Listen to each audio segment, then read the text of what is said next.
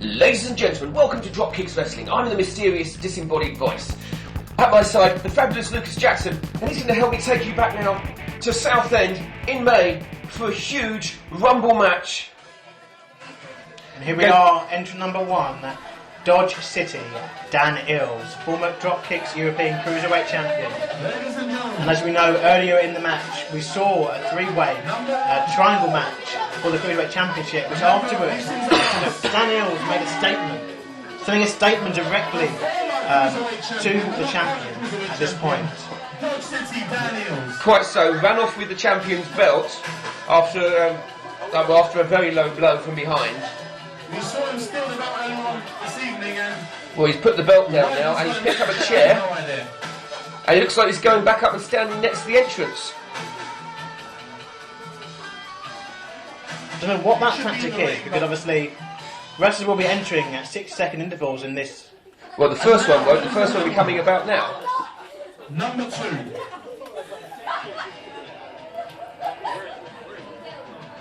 And number 2, that is Mountain Stew. And I think Eels attacked him. Eels attacked him with the chair. A chair right to the gut, and then Unfortunately, our cameras can't quite get to this action, but right in front, here we are then, as both men do enter the ring, I think, well, by force there. so Stew already at a disadvantage, having taken that chair shot to the gut. And now Dan Eels just working away at him, beating him up. But the thing is, the goal of this match is to throw your opponent over the top rope, to win the match ultimately, and to keep doing that until all other competitors have been eliminated. But I think this is a statement now. Dan Eels wants to lose the weight belt back. He won the belt under very controversial circumstances late last year, and obviously has lost the belt and hasn't actually had a single match since losing the belt. And so I think now he's made his mark and decided now is the time. Certainly, Southend was the night that Daniel Eels came back and declared his intentions. And, well, this is just more of it. Stew taking a slam there into the mat. I imagine he feels he wants to really make that statement. He's just going to keep pounding on Stew now. Because the one thing he's going to have trouble doing is putting Stew out of the ring. I mean, the height advantage is really going to tell here. Yes, of course, but I think with Stew being as worn out as he is at this moment, that chair shot. That's Mark Hendry, ladies and gentlemen. Mark Hendry. And now number 3, here he comes. It's Mark Hendry. Who, of course, is going to be another competitor against Stew for that title. Dan Eels just sitting back there, allowing Hendry to do his thing. Stew really in enemy territory here. Hendry and Dan Eels on him. I must mention a beautiful European uppercut there. And now, unfortunately, the numbers are not working in the favour of the Cruiserweight Champion, Mountain Stew. I mean, you've got to remember, in the Rumble, under Rumble rules, really, you do get these odd sequences where you do get 2 people working together against 1, 3 on 2 situations, you get all those different combinations that you don't see. But ultimately, it's every man for themselves, because there can only be one winner. It is, but if any 2 men have a reason to team up against Mountain Stew, it's Mark Hendry and Dan Eels. Yes, of course, but I don't know, because you really got to they've got to look over each other's shoulders at all times, because I wouldn't trust this Dodge City Dan Eels as far as I can throw him, which, to be fair, is not very far. No, and to be honest, it's dangerous to be trusting Mark Hendry either. I mean, this is practically now just a mugging now. I mean, that kick to the gut there. It's quite obvious their plan isn't to chuck Stew out. Their plan is to maim him kind of unconscious, I would have thought. But I think to damage him as much as possible. Now he's number 4. There's a Tiger Kid. It's the Tiger Kid. The other part of the foursome in a way. The other challenger. Catching him with a back elbow there. The other challenger for that cruiserweight belt in many ways. Stu catches Hendry with a clothesline. Stew knowing really if he's to stand a chance, he has to help the Tiger Kid. Because if the Tiger Kid goes down, if the Tiger Kid is taken out, they're going to be straight back on Stew again.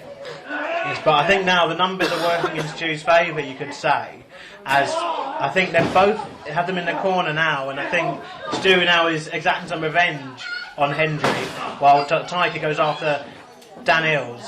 But remember, Stew here, he's finding a vast reserve of strength to do this. I mean, he's already had 1 match tonight.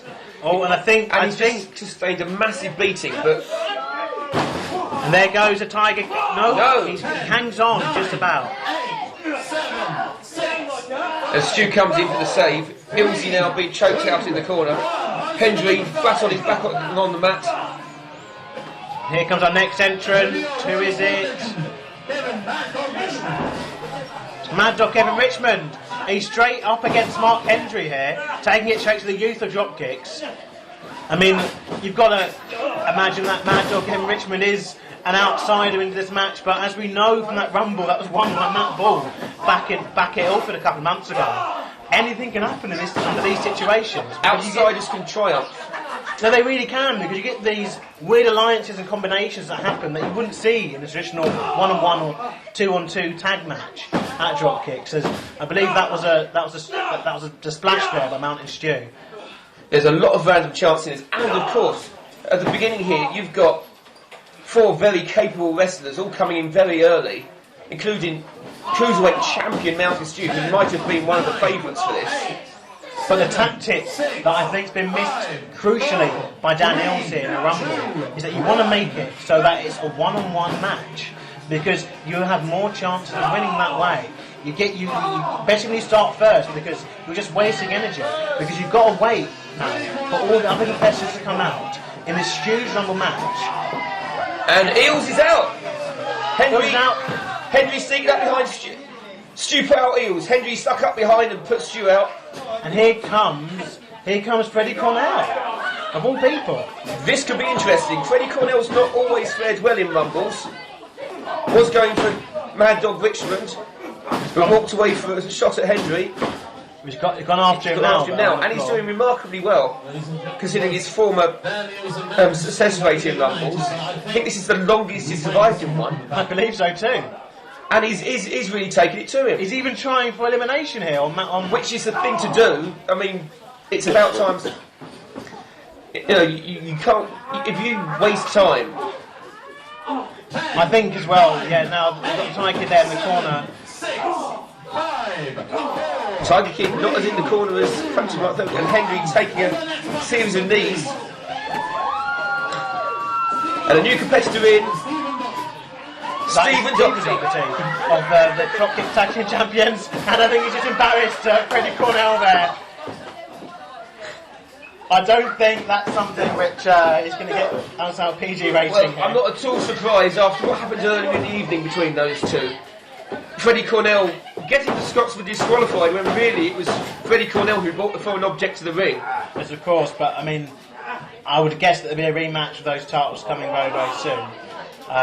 Well, we've got a few competitors in there now. Mad Dog, I'm surprised, is still in the match. I mean, perhaps it's, people... Well, you've got to remember, Mad Dog started back in the days of World of Sport. He's still wrestling. He is, by his nature, a survivor. 10. I guess so. He's one of the last of his kind. But, 6. we've got a lot of action going on now as Hendry takes Steve Doherty into the corner. Eddie Cornell, ladies and gentlemen. Eddie Cornell. Oh, and here comes Teddy Cornell. And he comes to the action to help his uncle, I'd assume. Yep, goes after and straight Mad Dog away too. they're in there together. Mad Dog suddenly in great trouble. Freddie Cornell's been after Mad Dog from the start, and with Eddie there coming in to help, that's it. Yeah, Mad Dog is gone. So there goes the outsider winning. But there's still quite a few competitors to come in this match. Certainly, and some very big names still to come. Of course, this was from our first Southend show back in May. We're returning to Southend on the 31st of August. We'll have match information on Dropkixx.com very, very soon. Our return to Ilford coming up as well, of course, on the 17th of August and on the 7th of September. And of course, we have our 4th show at Brentwood, which I'm so pumped for. That's coming October 12th. For more information, of course, go to Dropkixx.com. As we're now, obviously, we're back in this Oh, match. and that's both the Cornells out. At the hands of the Flying Scotsmen. And now the Flying Scotsman going for Hendry, and in fact going For the Tiger as well well. for the Tiger as well, trying to take the cruiserweights out. And there's no friends in this kind of matchup, and you've got to imagine as well. If, say, for instance, both the Flying Scotsmen were able to get to the final 2 of this rumble, they would have to They would fight have each to other, face off against each other, and they would. and they would, because you know, winning a rumble like this, as I think that was Ty Kid who got eliminated there. It at was. the hands of one of the Dropkixx. Tiger Kid out in one corner, and Hendry looking to be in trouble now. But of course, yes, I mean, winning a rumble with Dropkixx can, of course, get you a huge match at one of our big shows. Of course, I mentioned Brentwood coming up October 12th. Luke Hunter now into the ring. Luke Hunter, you know, he's had a very, very good year so far. You know, he's kind of yet to get that big important victory, but every time he wrestles, he comes closer and closer. And you've got to imagine being in the ring with the likes of Lazer, Lagden, Heartbreaker Brad Beck, and many others that he's faced is only going to help him rather than hinder him, as he could be one to watch here in 2013 at Dropkixx. He has been challenging the big names, and he may not be finding total success there, but he's been proving himself every time he gets in the ring. I think Luke Hunter's that kind of guy who just loves a fight, and that's what his matches are about. And I think he just needs to fine-tune it a little bit more. You see him sometimes get a bit angry with himself, get a bit, and you know, take his eye off his opponent, which is a crucial, fatal mistake here at Dropkixx and in wrestling in general. And Cayden Blade, the first member of Beatings of Us for the night, and that's one of the Scotsmen out already. And they're not messing around here. He's not working. He's not getting paid by the hour. And this time, though, shows there are no alliances really. He's taken out one Scotsman, he helps one against Hendry, and now goes to the other Scotsman. Because obviously he's remembering the rule of the Rumble. You've got to get them out over the top rope. There's no point just picking them up. And that's obviously, I think, what ultimately cost, you know, Dan Eels early on in the match. And he wasn't focusing on getting that elimination. This is very much Cayden's way. Much as he's a member of Beatings of Us, he's always in it for himself. Yes, of course. Of course. And now Hendry going up against the other Doherty we've got in the ring. And we have our next entrant out in this Rumble match. Who will it be? Is Bradley Bennet, the youngest person in this match, of course. I believe only had a couple of matches here. And I think now Hendry really is going to put the boots into him. And Hunter as well. And to be fair, if I was Luke or Hendry, I wouldn't be paying so much attention to Bradley. I'd be going after someone like Cayden, who's a real danger. Clothesline there, followed up by an elbow drop. And that was a heavy one there. I think he might be a bit out of his depth there, young Bradley Bennet. He's in there with I think he is, but he's game for going in there, and you've got to give him so much credit for that. Cayden just strolling around, staying out of it as much as he can until he's forced to fight, saving his energies. And here it is. Oh my! It's Brad Beck. The return to Dropkixx of Brad Beck. Of course, Brad Beck, former Dropkixx Tag Team Champion as part of the member of HXL. You know, a former top heavyweight here. And that super kick! Oh my god, that super kick! He's put Hendry to the mat. He's put Hendry's out. He's kicked Hendry clean out of the ring. He's exploded he's exploded back into Dropkixx. What a fantastic moment here with the Dropkixx, and it suplexes Stephen Doherty. What an amazing! So this is sending a message to everyone. This man is back. But let's see who else there is to come in this one. He is back, and he's bringing carnage in his way. Stephen Doherty trying to get the momentum back there. But I believe that might be one of the best entries to Rumble I've ever seen. It's Yorgos into the ring. Yorgos, former British heavyweight champion. A dangerous heavy hitter. Former Dropkixx light heavyweight champion also. One of the most successful wrestlers in the country, even. Yorgos. And Brad Beck putting one of the Scots, putting the remaining Scotsmen over the side. There goes Stephen. Brad Beck now, I believe that's his second elimination. Third. Yeah, I believe it's his second or third elimination there, so he's doing awfully well for himself. He's coming with an agenda, and going on for Cayden Blade there. As Yorgos takes it out from Bradley Bennet. I don't think Bradley Bennett's the move. And a single offensive move so far is Luke Hunter now. He's trying to shake off a knee. The knee injury, I believe, here. It's not going to stay as well. But here comes former Dropkixx heavyweight champion of Europe. Former Dropkixx tag team champion also. Ernest Sterling. Earlier in the night, Ernest Sterling and Yorgos, an incredibly acrimonious match. It was meant to be an old school World of Sport match, but that broke down entirely. It broke into a downright dirty brawl. You know, at the end of it, I'd say. And we've got a lot of people with experience here, a lot of former champions. Ernest Sterling waiting outside the ring now, not wanting to get in with Yorgos, but there's no rule on how quickly you get into the ring. Yes, of course. But now, like I said, the experience of the competitors is starting to show. And unfortunately, the names of Yorgos, Brad Beck, and Ernest Sterling, and Bradley Bennet, one of those names is not like the other three. And here's another one that's not like the other three. That is Quin Blackthorn. His first match for Dropkixx. Quite a reaction there from the crowd. I believe they were shocked at someone jumping off the stands there. Well, coming in from his merchandise stall at the back. But he's taken it out now. He went straight after the big boys there, going after Yorgos. Not hanging about, straight into Yorgos. Paid for a little, but you see Yorgos there, distracted now. Ernest Sterling comes in and makes the most of it. See there, Ernest Sterling is an opportunist, and whatever he can do, putting in some big kicks there. Whatever Ernest Sterling can do, you know, to get an advantage, he will.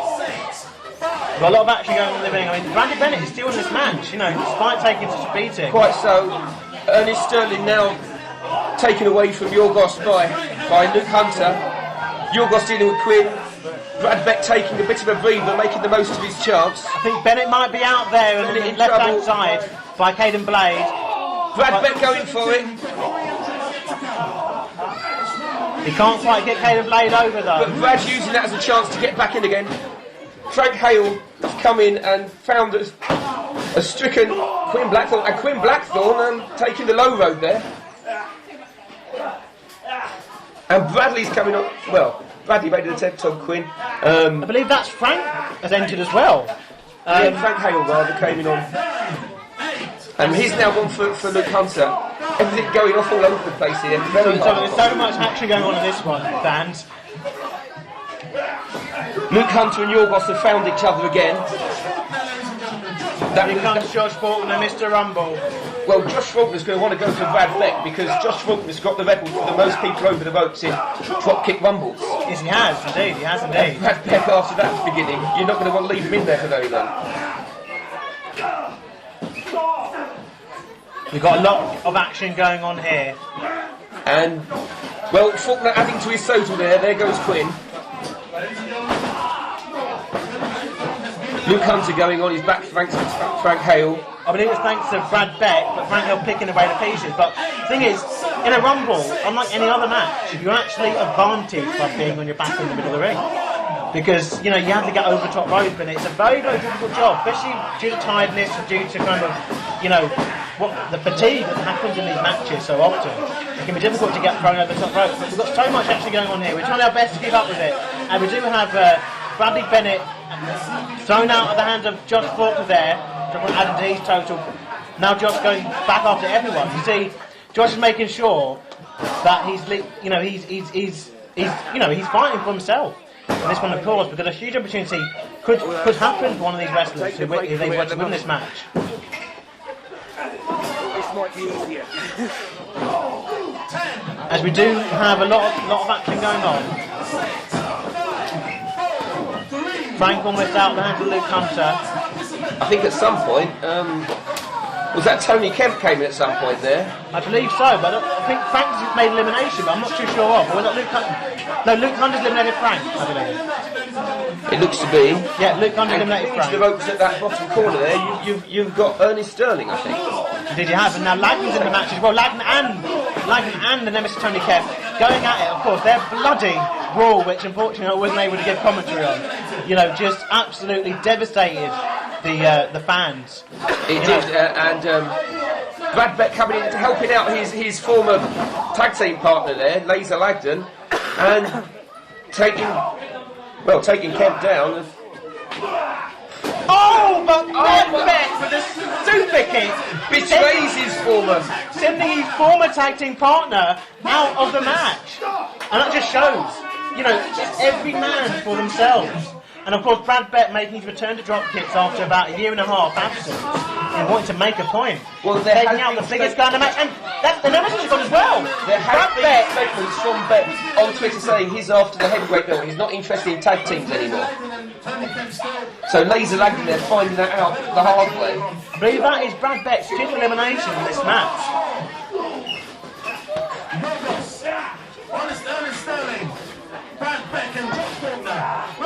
So Josh Faulkner and Brad Beck now In one corner. and this really the battle that counts. So these are the two specialists at the Rumble, really, aren't they?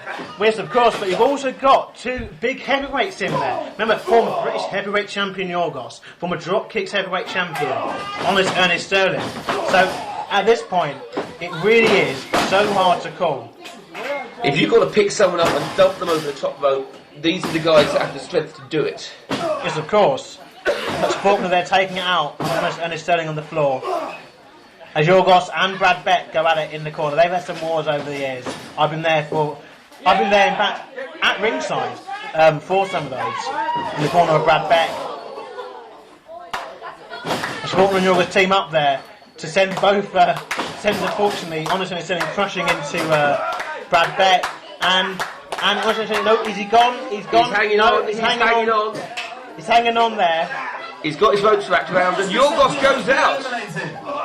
Yorgos have been eliminated. Now it's Faulkner here in the middle of the ring by himself. Yorgos, really. a real mistake there. He leant over to put out Earnest Sterling and that was it. Brad Beck took advantage. Oh, and now Faulkner here trying to eliminate Brad Beck. Brad Beck is hanging on. And I'm not too sure that is intentional there, but I think Earnest might have just helped Brad Beck there. Certainly saved him there. Saved him from that elimination, I thought.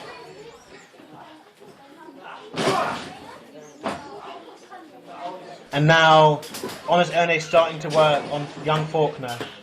Faulkner, Mr. Rumble, of course. One of the most successful Rumble competitors we've ever had. And now, yes, a double clothesline there by Faulkner. Team Sensation takes out these two huge men, these two great dangers. And there goes Sterling thrown over the top rope with no ceremony. Final two now. Final two. One of these men is going to win this match and get a good opportunity. And a super kick! A super kick!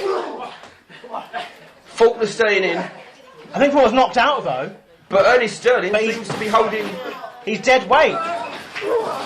Faulkner just moved out the way and. Earnest Sterling takes it. Oh, and there goes Brad Beck. No, Faulkner just can't. I believe that shot did knock him Brad Beck with his foot caught up in the. Oh no, he hasn't. He's celebrating too early. And there we go, and yes! Brad Beck has won. Brad Beck, the Heartbreaker, has returned to Dropkixx after 18 months. He has exploded back to Dropkixx. What an impact there. That was Southend. We're back in Southend at the end of August, 31st of August. For more information, check out www.dropkixx.com. I've been a fan of Lucas Jackson and I've been joined by the mysterious, disembodied voice of wrestling. Thank you very much.